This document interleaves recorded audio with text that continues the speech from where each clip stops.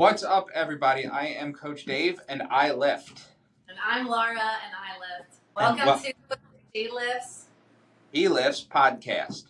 And tonight, we are talking about our beginning of our fitness journey. I'm picking up right where we left off last week. And we covered a lot of things last week, I think. And we in the future, we are going to expound on a lot of those. But I think one thing we really want to hit on, Laura, as you were talking about, was what workout works for you. Yeah, so last time we gave a lot of tips, and we are going to give you more tips for beginners. But I don't necessarily think there's like a most important, like these are in no order. But one of the most important things that's going to keep you successful in your journey is doing a workout that you enjoy. So not to like sneak peek our next episode, but we're going to talk about like one of the most effective ways to work out next time, which we'll sneak peek it at the end. But the most effective workout doesn't necessarily matter if you're not going to do it.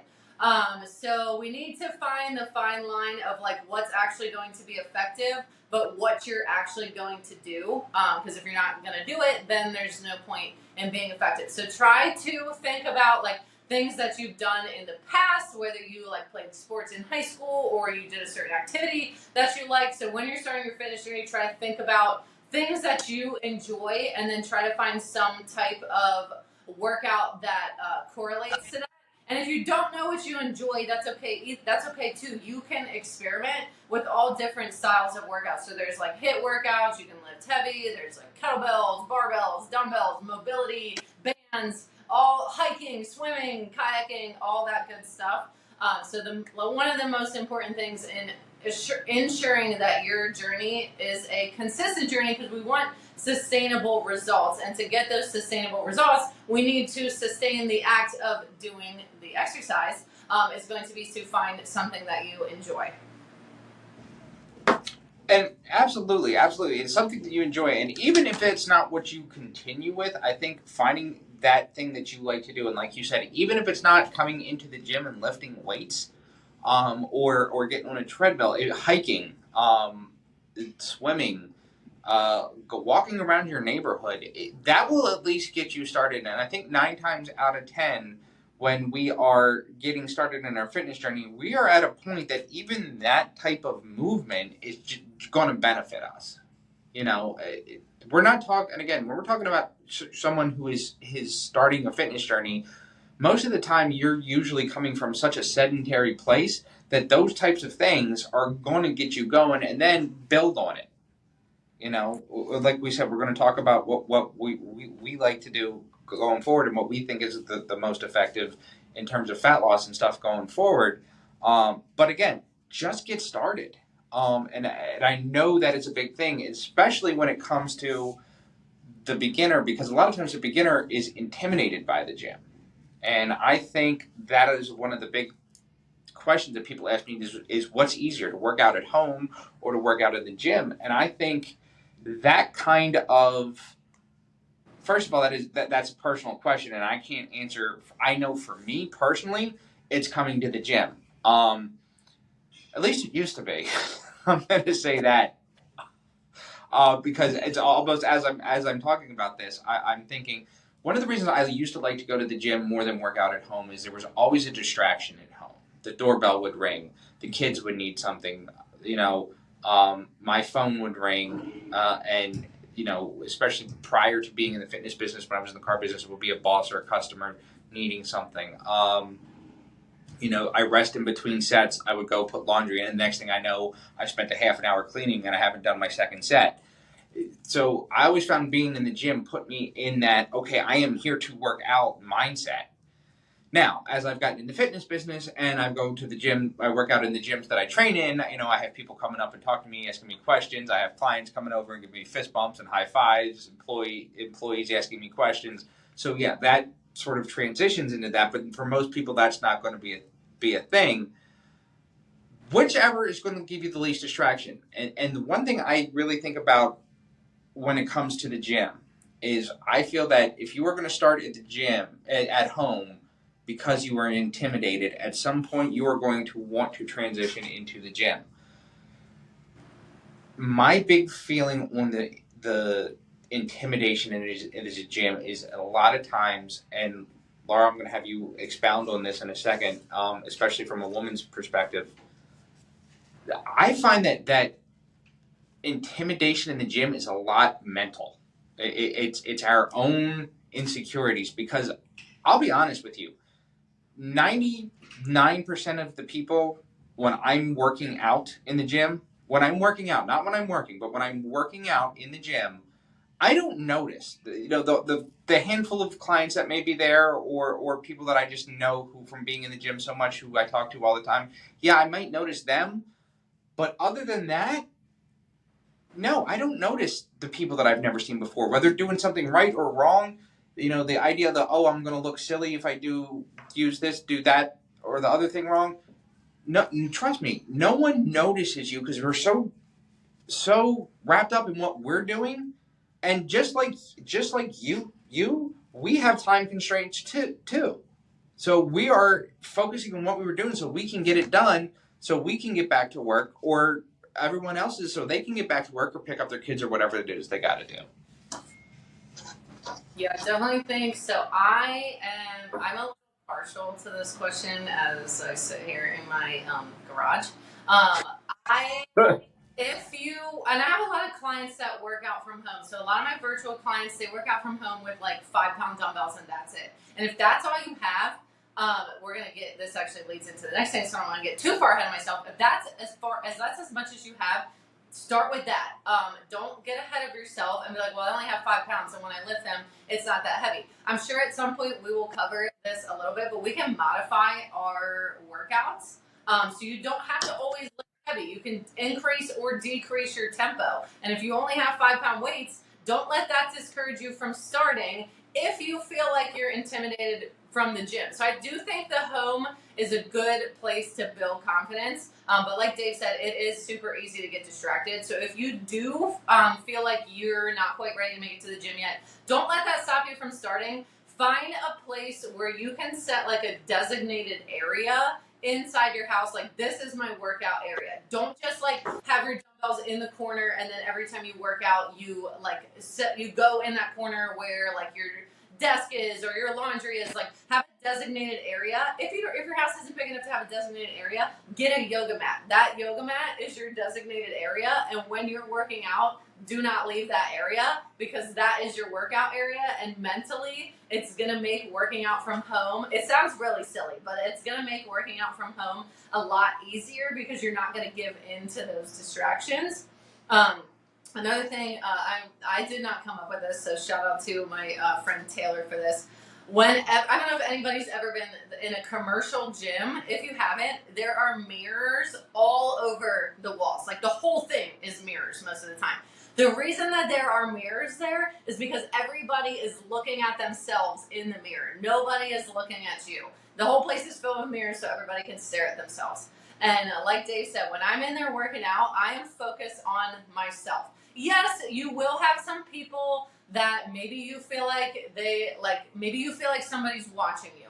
There are going to be exceptions to that rule, but the 99%, they are in there, and if they are sitting there watching you, they honestly need to get a life, because that's weird. Like, worry about yourself. That says more about them than it does about you, so just tell yourself that. 99% of the people are there to better themselves. They don't care what you're doing.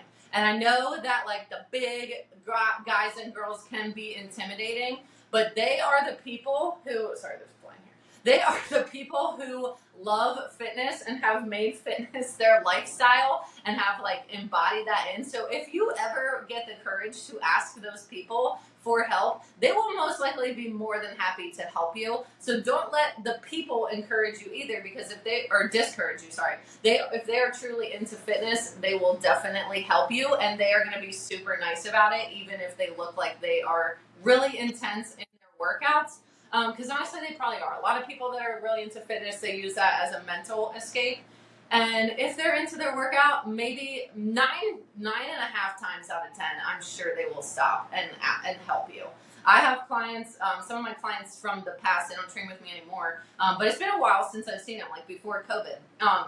and they've stopped. I've gone to the gym to work out, and they've stopped and asked me for help. And I may have looked like I was into my workout and I was getting after it, but I will stop my own workout to help somebody else if that's going to help them further their journey.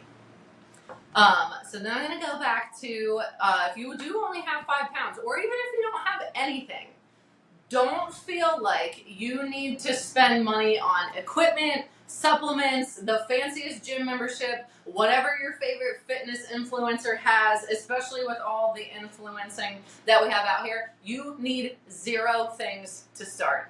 Don't think that you need to invest all this money. I hear it all the time. Like, I want to start, but I'm not quite ready to start. I don't have any protein powder. I don't have like any shorts that like the girls on Instagram wear or whatever. You don't even need that. Start with something that you can do forever. Everybody has the ability, well, everybody that's not, most people have the ability to step outside and go for a walk. If that's going to be your starting point, you need to invest $0 to go for a walk. So get the habit down. Find something that you can do when you are in the habit of working out and you get the consistency going.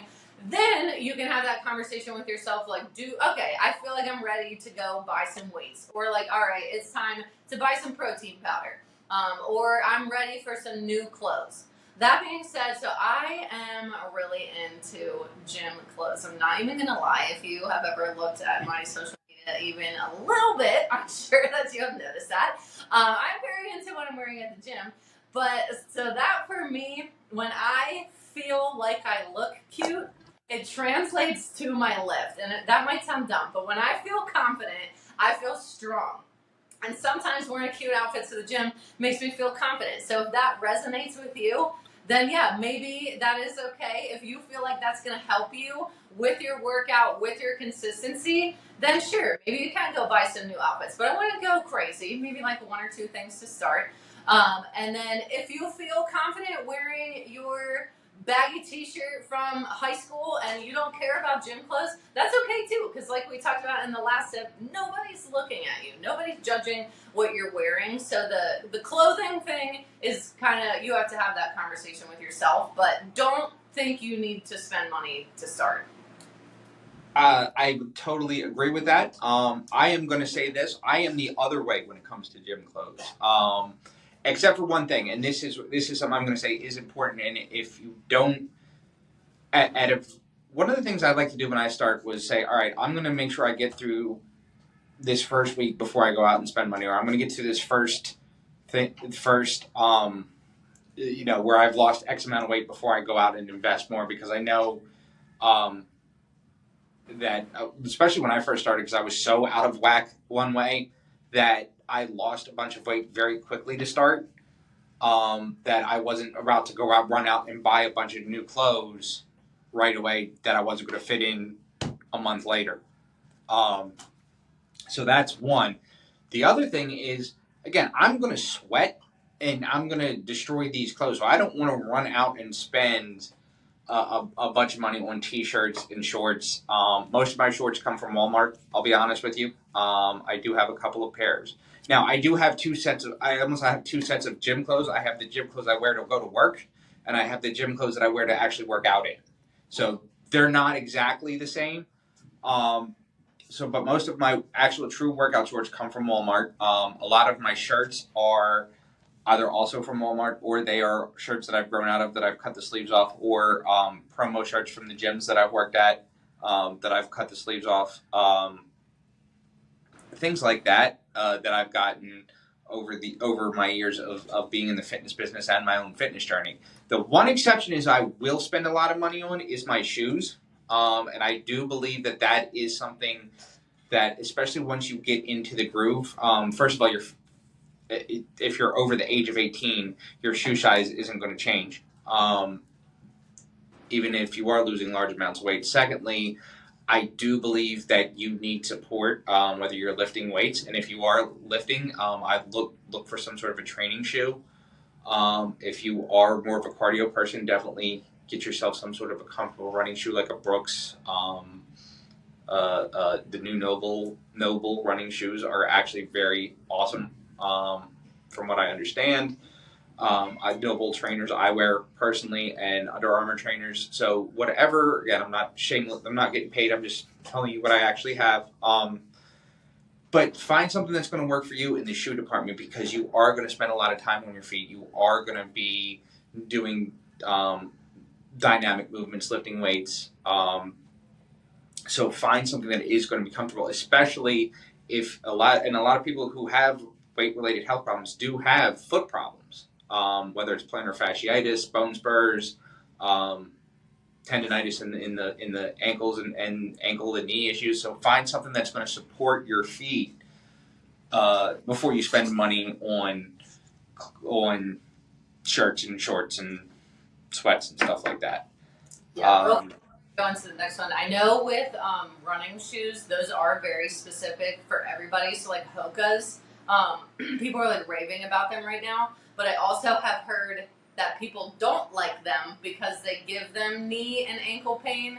So when you're investing in your shoes, I highly recommend going to like not like Dick's, like a running like where I live. There's like a running specialty store. Like if you can a specialty store for like athletic shoes, I would highly recommend looking into that to make sure that the shoe is going to be appropriate for your foot. Yeah, there are actually two of those near where I live as well. In Baltimore, it's called Charm City Run, and they do. If you go, and My ex-wife actually went in there one time looking for her shoes because she did have or does have plantar fasciitis. She said, "I'm here to look at." Well, I forget what the brand was. And they said, "Well, before we show you them," and they started asking her questions about her running habits and what she had. They will measure you. They will take measurements with your feet, take dimensions of your feet, actually have you walk and test where your heel strikes to really get you in the right shoe for you, especially when it comes to running shoes. Trainers, I think, are a little bit more universal. And nowadays, you see people in Chucks, Vans, things like that, who are lifting under the squat rack. So I think definitely the clothing is secondary to the shoes. I'm the opposite. I'm a clothing. So that's I Well, so and you do, and so that's another thing, real quick. I wanted to say is I've seen your Instagram, I've seen your things. A lot of time, Laura will, when she does, because Laura is a heavy lifter, she will work out in her bare feet. Um, and so and again for you, that's it. I actually do work out more than I show in my bare feet, because of what I train for with jujitsu. But still, when I lift, I am usually in my trainers one way or the other. yeah, I think barefoot lifting is this is a whole nother thing, but barefoot lifting is a little bit more. If you're looking to lose weight, don't worry about barefoot lifting. If like my clients who are the ones that want to lift heavy, that's when I get a little bit more into it. So beginners, don't get too caught up in barefoot lifting yet. But I love to barefoot lift, so I'm sure at some point we will talk about it. Right. And absolutely, and I do definitely believe that is something to go along. And again, it adds a layer of accountability. But the biggest thing I think and the number one I always excuse that I hear when people say I don't want to work out or I can't work out is time. And Laura, correct me if I'm wrong. If we had to give the list of excuses, I think 9 out of 10 trainers would probably see that would be at least in the top two, if not the number one. Oh yeah, 100%. It's either I don't have time or I'm going to wait until this specific instance is over. And I'm glad you brought that up because I'm going to get into that in just a second. But the time thing. So first of all, look at this. I don't care how busy your job is.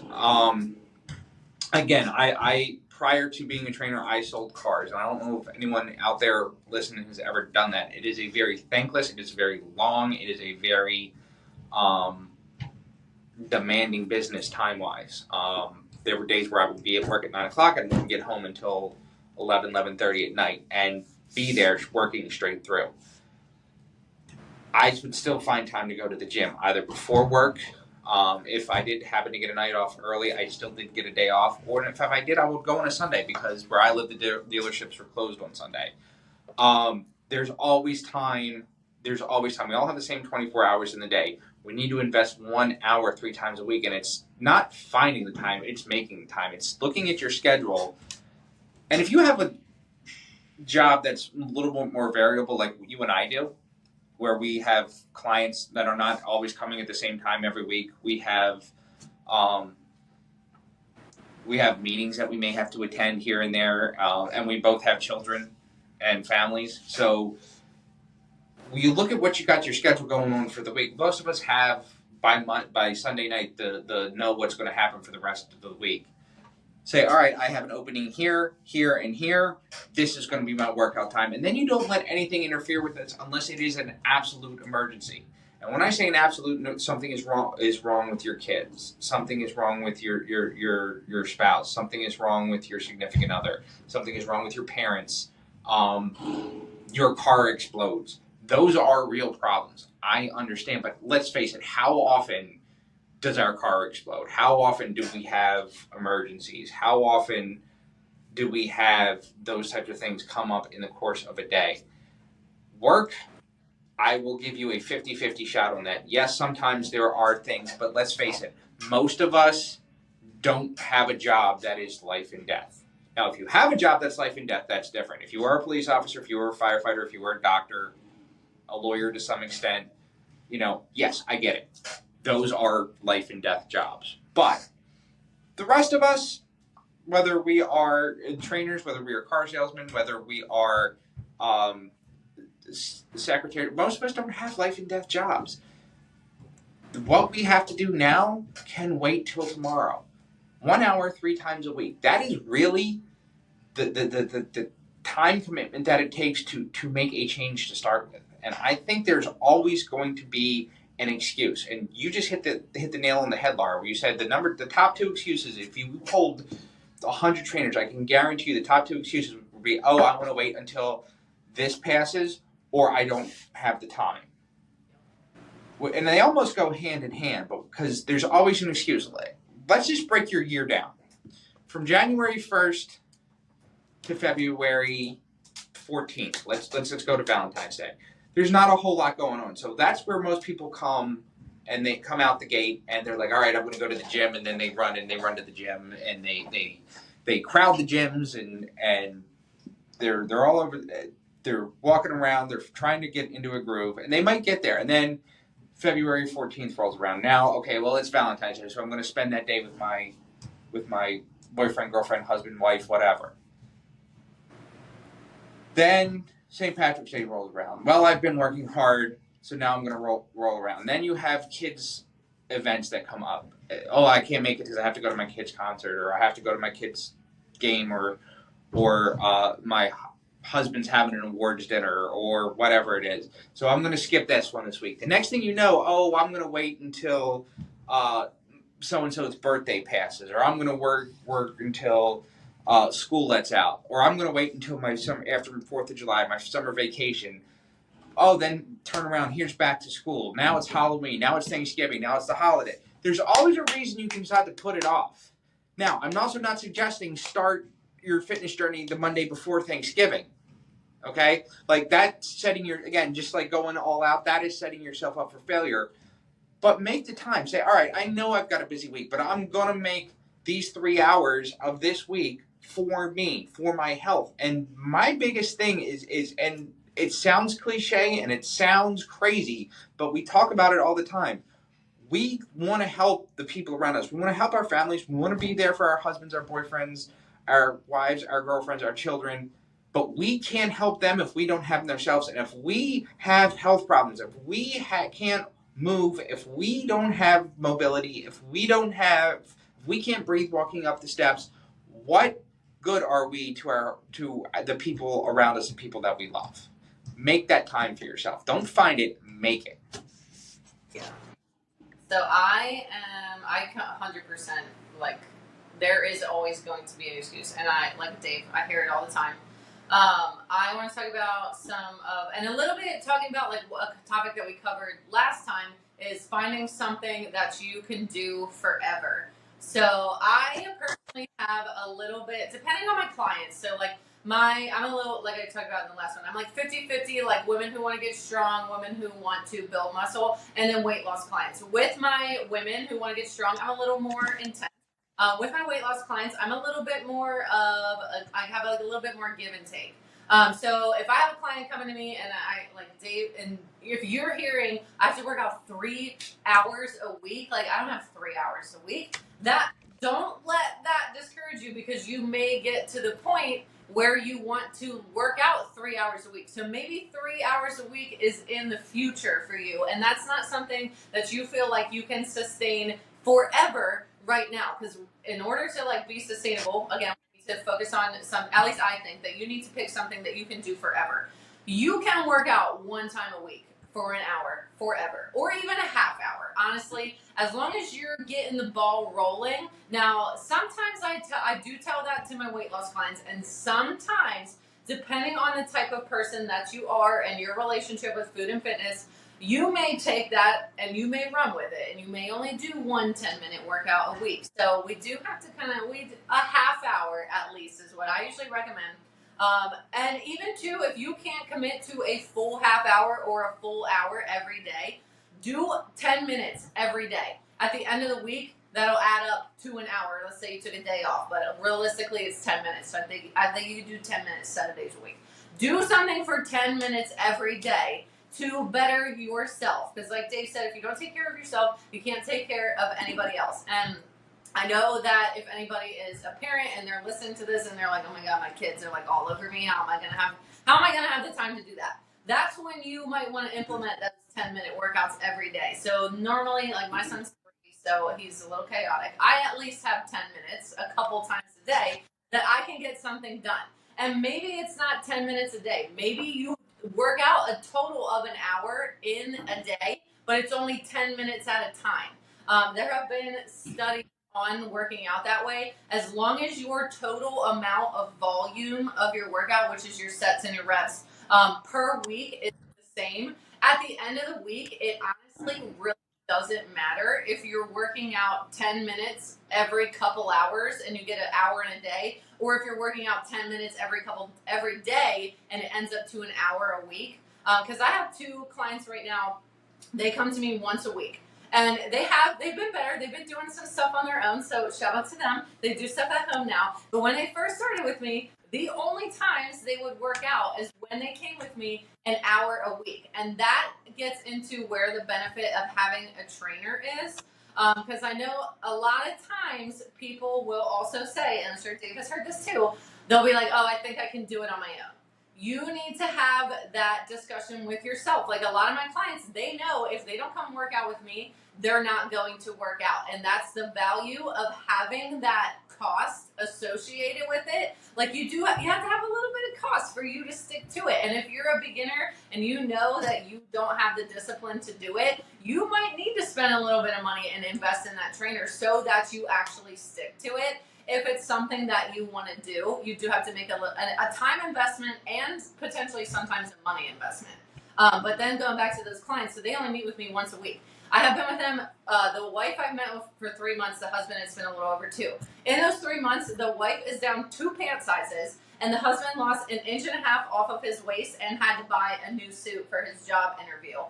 So they are making huge impacts in only working out with me once a week. And then, like I said, now that they have that habit, I didn't even have to tell them, like, hey, all right, now we're good. You need to start adding in more exercise. I did not say a word. Sometimes I sit back and it naturally happens. And then we're like talking and it comes up in conversation. Oh, now they're working out at home with things that I've showed them. So once you start and you get the ball rolling, 9 times out of 10, you are going to want it. You are going to start to get interested in it because you're going to realize, oh, this makes me feel good.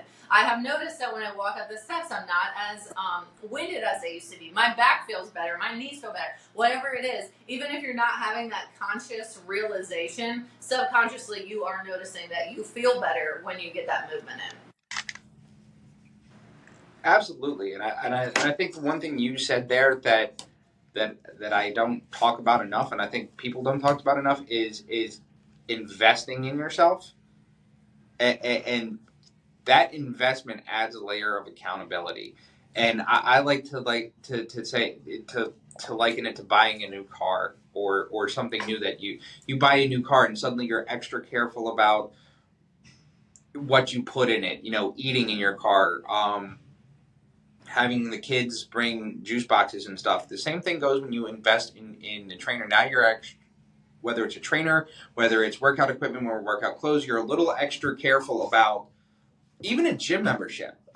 Depending on the gym, and I know one of the gyms I work at is rather expensive. So if you're going to come in here, you're going to pay the money for the gym membership. You're going to pay the money to come and train with me.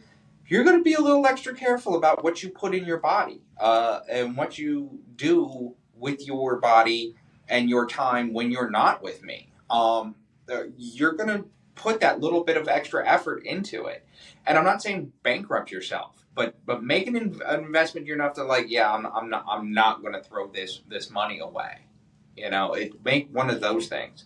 And Yeah. I think the same thing can be said for our nutrition, if I'm not mistaken. I want to talk a little bit about nutrition. So this is I know we talked a lot about exercise. To be successful, you are going to have to change your nutrition.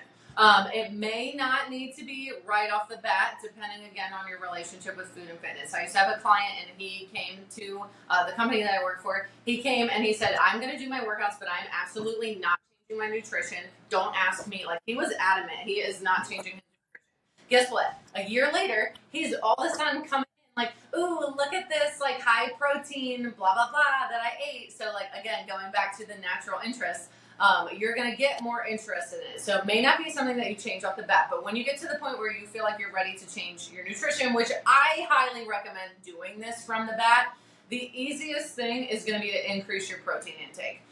You want to shoot for about like 0.7 to 1 gram of protein per body weight. I swear to God, every time I start talking, that fly comes at my face. When you're talking, that fly leaves me alone.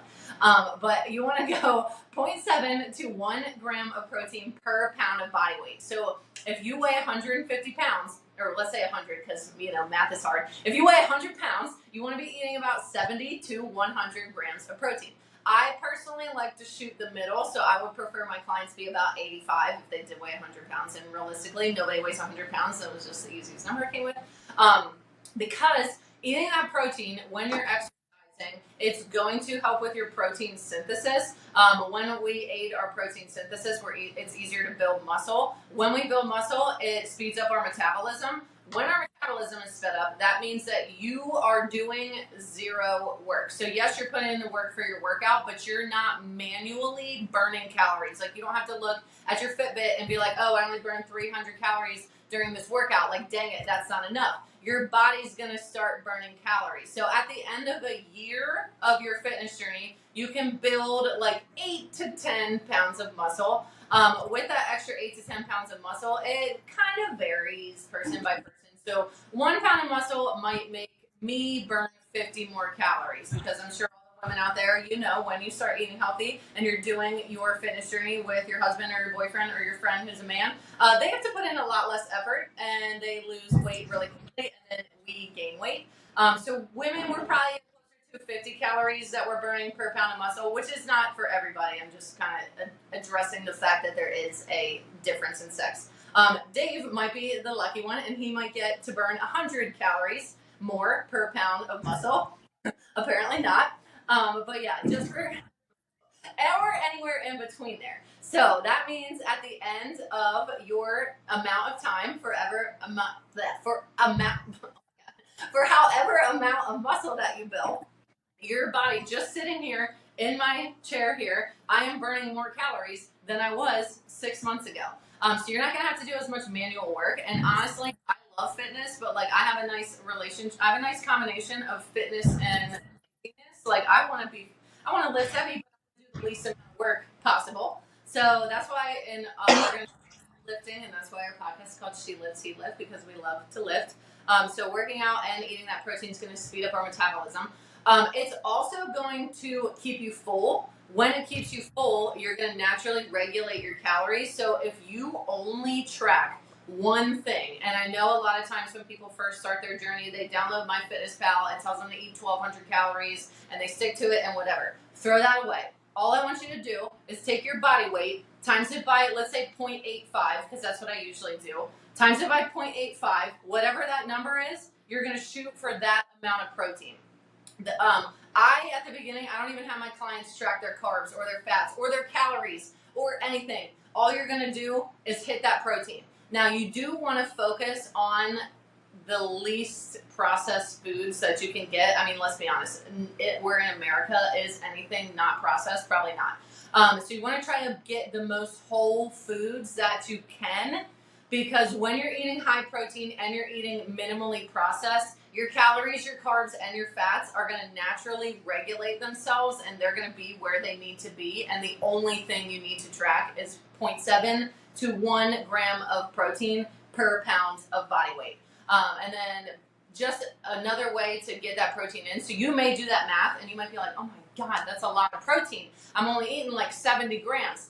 Get ahead of it early in the day. So if you're a breakfast skipper, we're done skipping breakfast, because if you're skipping breakfast and you're not getting that protein, you are going to be playing catch up the rest of the day. So if you have 3 meals to eat, let's say I usually eat like 160-ish grams of protein. If I have 2 meals to eat 160 grams of protein, I am going to be so full that I'm not even going to be able to finish my meals. So while I'm telling you this, split up your meals as you need to and focus on those whole foods and your protein, because it's not a hack, but it's the easiest way to track your nutrition in the beginning with the least amount of effort. Absolutely, absolutely, and I think this is one of the things. And when we talked about investing in yourself, and this is where I think two things I want to say is one is I'm glad you said it, because I feel like sometimes I beat this drum of breakfast at like to the point of nauseum, and some people look at me like, but Dave, I'm not hungry when I wake up. First of all, I think you've trained your body for that. Like that's just the way it is. Let's face it, when we were kids, we woke up, we ate. How many times did you do this when you were a kid, Laura? And I'm going to assume that you were. I know you're younger than me, but I'm sure that you're old enough to remember this. You got up one Saturday morning, you ate a bowl of cereal, and you sat there and watched cartoons, right? No. Okay. And at some point in our life, we decided that getting up and eating breakfast was not worth the extra half an hour of sleep that we lost to do so. So we got up, we threw down a cup of coffee, maybe a muffin or something, and we went off to work. When I started my fitness journey at 270 pounds, the biggest change I found was when I ate breakfast.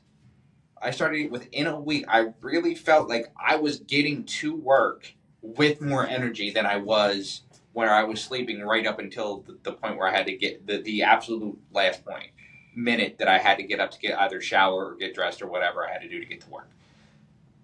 That's one. Number two, the protein is important, and I think protein and a little bit of carbs at breakfast it's going to get you through till lunch. And the second thing is, when it comes to splitting up your meals, the more you can split them up throughout and divide those calories throughout the day, the longer you can keep your fire burning. And when I say your fire, if you think of your metabolism like a fire that you constantly have to keep throwing wood on, the more wood you throw on that fire, the bigger the fire becomes, the more it's going to burn. And I think that's where protein powder, and that's one of those investment in yourself things. And you don't have to go and buy the $50 what's it, First Form, or one of those sort of fitness those fitness brands that really people who are further along in their fitness journey really gravitate towards. You can go buy the Body Fortress at Walmart, or the Muscle Milk, or and you can actually, even at Walmart and Target now, you can actually find really good quality proteins. Dymatize is one that I use, that you can actually now get at Walmart for a lot cheaper than you can get it at GNC or Vitamin Shop. But if you make that investment in yourself, it makes it easier to spread that protein out throughout the day. And I think, like Laura said, when it comes to strength training, building muscle, and naturally increasing your metabolism even at rest, that is a big thing. And that is one of those things that you have to be able to surround yourself with is the right stuff. It's just like surrounding yourself with the right people. Um, I find that also becomes a big thing is surrounding yourself with the right people, the people that aren't going to sabotage you, that are going to help you get to those goals. And I'm going to just throw this. So this is the next thing that I wanted to talk about was our community, and that is the people that we surround ourselves with. And this comes into two forms. Those are our immediate people. Those are our wives, our children, our families, our friends. And first of all, guys, I'm not suggesting that you need to go out if your friends aren't into fitness, or if your wife or your girlfriend or your husband or boyfriend aren't into fitness, that you would need to go out and get new ones. Like, that's not what I'm suggesting at all. What I am suggesting, though, is that you may want to find people that are like-minded. And I am very much like this. In the beginning of my fitness journey, I had gym friends, and then I had my friends. And a lot of my friends at the time weren't very much into fitness. They didn't go to the gym. They didn't run. So I had sort of like people I knew at the gym that I would get to talk to.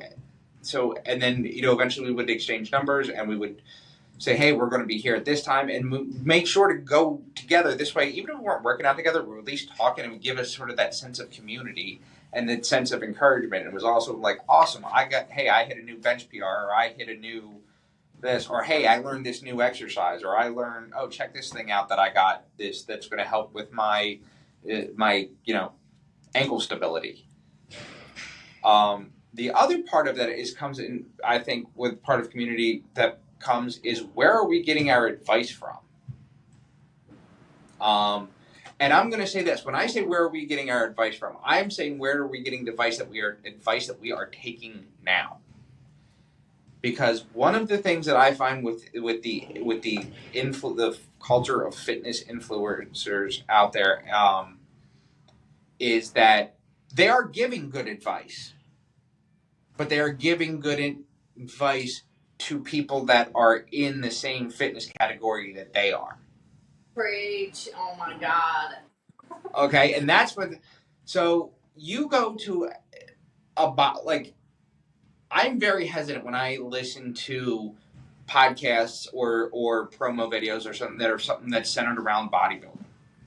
I am not a bodybuilder. I am way more athletic. I like jiu-jitsu, wrestling, martial arts. Those are my things. So I'm looking for things that are not only going to increase my strength, but my power, my balance, my mobility. Also, I'm getting older, in case I've never mentioned that before. So that I am conscious of things that are putting loads on my back, my knees, my shoulders. So I'm very conscious of where I'm getting my advice from. And that was something in the very beginning I wasn't doing. The other part of that is not just do they have the same goals, but where are they? If they're trying to tell you how to get from 15 to 10% body fat and you're at 30, those things almost don't even apply to you yet. Like, that you are so far from there. Like, people always talk, oh, should I eat brown rice or white rice? This is just one example. Dude, you're eating French fries right now. It doesn't matter. Eat rice. Like, you just pick a kind of rice and eat it. Like, don't go. And it kind of goes back to what we said about going all in right off the bat. But the problem is, people are telling you to do that.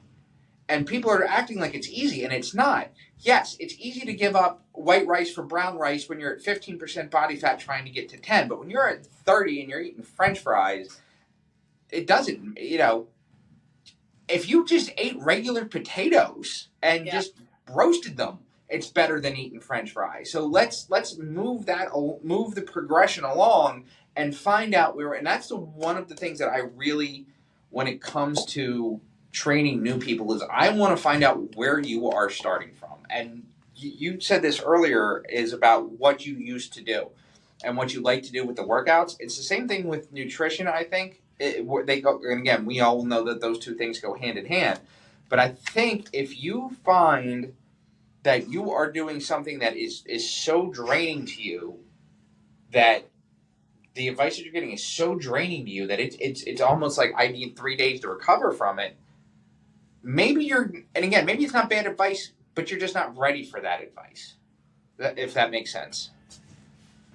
Yeah, I think so. There's like how Dave talked about the bodybuilding community. So there is like a term. It's called bro science, and it's a lot of the bodybuilders. They have this knowledge, and they're not necessarily wrong. So like bodybuilders will say you got to drink a gallon of water a day, and they'll say like I forget what the exact reason that bodybuilders say to drink. Something about like flushing and like staying lean and like whatever. But the real reason you want to drink a gallon of water a day is because when you drink a gallon of water a day, you're going to be so full from water and the pursuit of drinking a gallon of water a day, you're going to be so focused on that that you're naturally going to eliminate soda. You're naturally going to eliminate those high calorie drinks because you're so focused on hitting the gallon. So some of the information out there is not necessarily wrong, but it's more about the behavioral aspect of why that gives you results and less about like the physiological response that you get from that.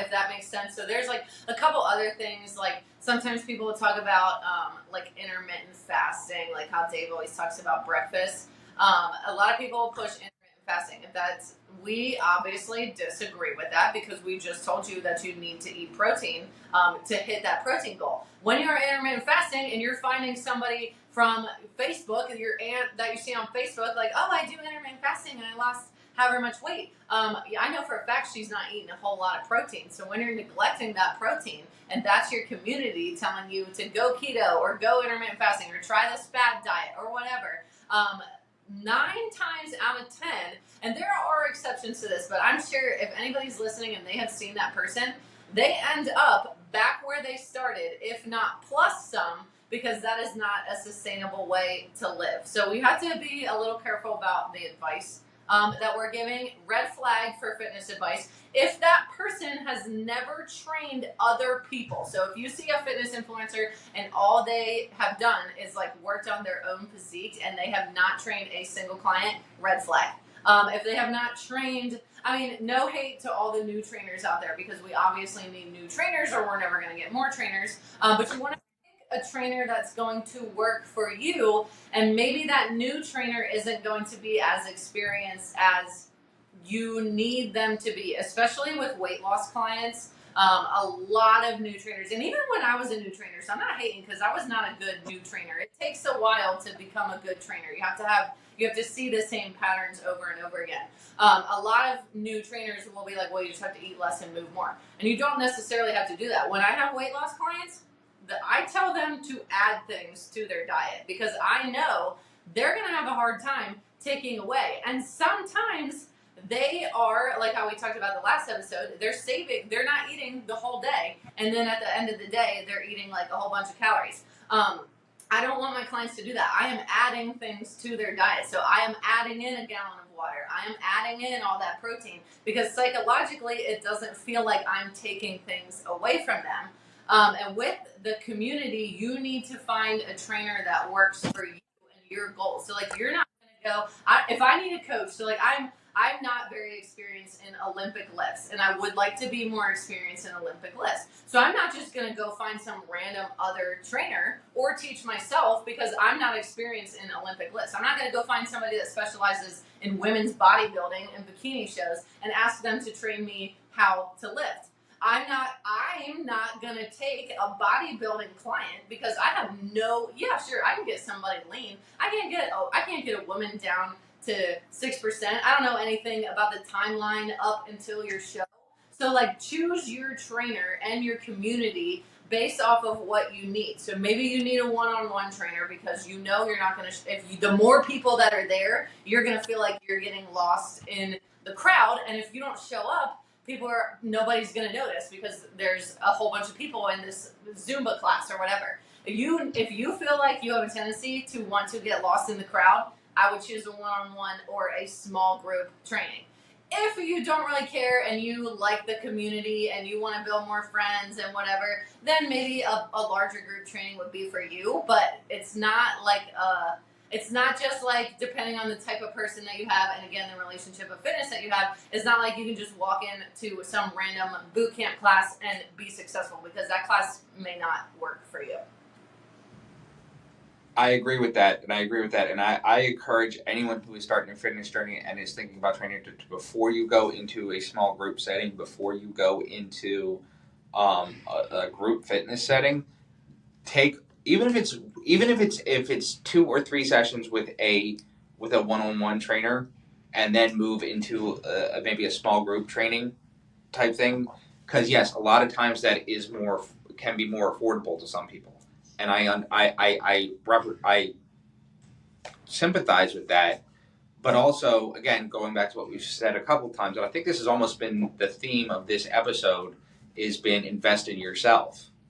And I think that's one of those things that you can invest with yourself. And I'm with Laura on this one. If I think back to when I first started training, I wasn't I'm not going to say it was bad, but I think I took too much from my own fitness journey, Yeah. and tried to apply. And I think I also took too much, again, just like I said, not to look advice.